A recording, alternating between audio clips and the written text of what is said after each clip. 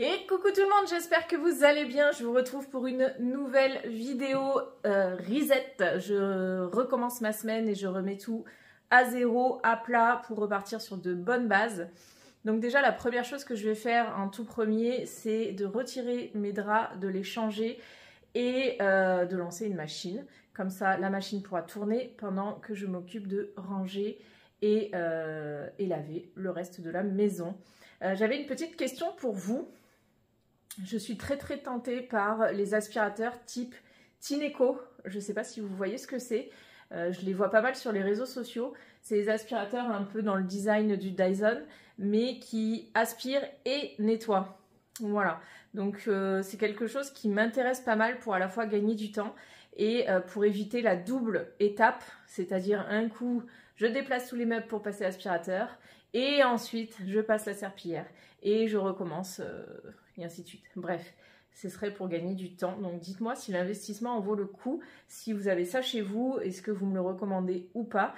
J'ai aussi un balai vapeur de chez Lidl que j'ai acheté un jour où il est sorti en me disant trop bien machin. Il est dans le garage, je l'ai sorti, je l'ai utilisé qu'une fois. Voilà, j'ai pas trouvé ça ultra impressionnant au niveau des résultats. Et je dois vous avouer que la serpillière classique me convient. Bref, dites-moi ça si vous avez donc ce genre d'aspirateur 2 en 1 ou les aspirateurs robots. En sachant que les aspirateurs robots, je sais que la plupart du temps, c'est juste pour de l'entretien quotidien. Et ça, l'entretien quotidien, on le fait relativement facilement en passant juste l'aspirateur nous-mêmes. On n'a pas une maison hyper grande. Enfin, les zones stratégiques, ça va être la cuisine et sous la table de la salle à manger, où il faut passer tous les jours l'aspirateur. Mais sinon, je suis pas sûre que l'aspirateur robot vaille le coup. Pour nous, pour notre utilisation, on n'a pas de poils d'animaux, on n'a pas d'animaux, donc voilà. Dites-moi si vous avez une opinion là-dessus, ça m'intéresse de savoir.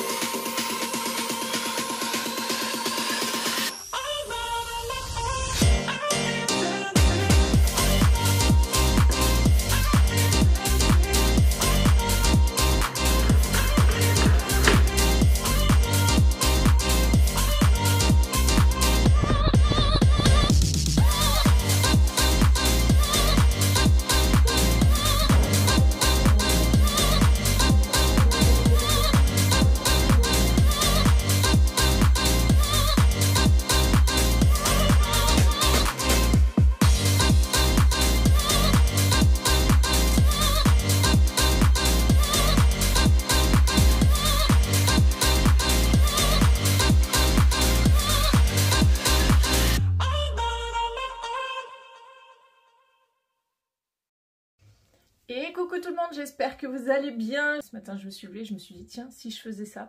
Donc on est mercredi 29 novembre et j'ai très envie de ranger le placard de mon mari. Alors, pour remettre dans le contexte, j'évite au maximum de m'occuper de ses affaires pour ne pas jeter des choses qu'il ne voudrait pas jeter, etc. Mais je sais aussi qu'il a besoin d'un petit coup de main pour se décider à trier, à ranger. Et en fait, c'est souvent moi qui range, qui plie le linge, etc. Et je lui laisse sa pile et je le laisse ranger dans le placard. Donc j'ai pas de visu, entre guillemets, dans son placard pour voir ce qu'il utilise pas, etc. Mais j'ai l'impression de toujours laver les sempiternels, toujours les mêmes t-shirts. Il a énormément de t-shirts. C'est beaucoup de t-shirts de chez Primark avec des gros logos, etc. Et je dois avouer que je peux plus me les voir, voilà. Et il faut savoir aussi que quand il en trouve un qui est bien coupé, qui lui va bien, il l'achète en 2-3 exemplaires, en sachant que c'est des t-shirts qui coûtent 2-3 euros. Donc du coup, j'ai l'impression qu'il ne porte toujours que la même chose, la même chose, la même chose. Et les t-shirts à gros logo, je n'en peux plus. Donc je vous retrouve dans ma chambre parce que j'ai refait le lit pour pouvoir tout sortir du placard et tout réorganiser. Je vais mettre ce qui, selon moi, serait à jeter ou à donner, je vais le mettre de côté. Je vais faire les piles des vêtements qu'il y a à garder et qui lui vont encore, etc., selon moi. Et ensuite, je lui demanderai juste de vérifier et je réorganiserai le placard.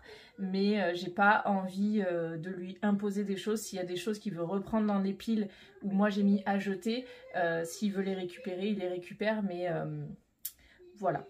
Donc voilà la partie du dressing qui lui est réservée. Donc c'est un grand placard de 2,40 m de haut par 50 de large. Dans ce placard là on a plus du stock, etc. Mais voilà, globalement, voilà comment c'est organisé. Donc en haut il a son casque de moto et des chaussures de randonnée. En dessous, bah je sais pas trop, il y a 2 pulls.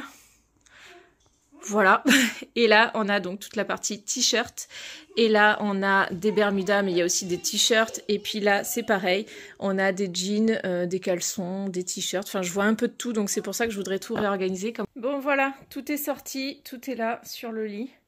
Je dois avouer que au début j'avais essayé d'organiser par pile, mais en fait tout est en bazar, mais parce que j'ai trouvé ça comme ça dans le placard. Il y a des choses comme là c'est les vêtements d'été, enfin les bermudas d'été, etc.